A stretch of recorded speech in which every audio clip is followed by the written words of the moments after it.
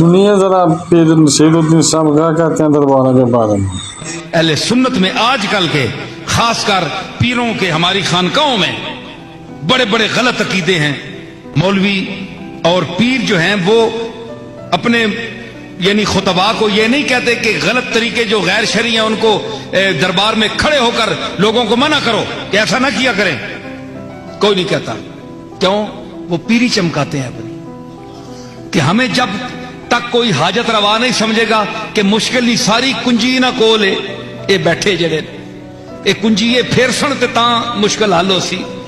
تو اگر سچی بات بتا دی جائے تو ان کو نظرانہ کون دے گا، ان کے ہاتھ کون چومے گا؟ یہ ہم میں خرابی ہے، پیروں میں۔ میں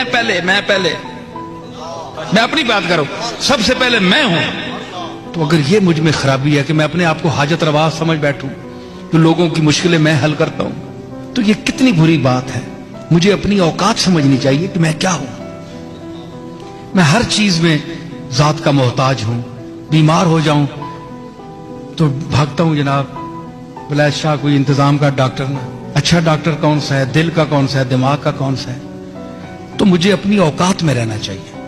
ہم کیوں لوگوں کو غلط فہمیوں میں مبتلا کریں کہ ہم آپ کی حاجتیں پورے کرنے والے ہیں؟ حاجت ہم نہیں، ہم تو خود محتاج ہیں آپ کی طرح، بلکہ آپ سے بھی بڑھ کر۔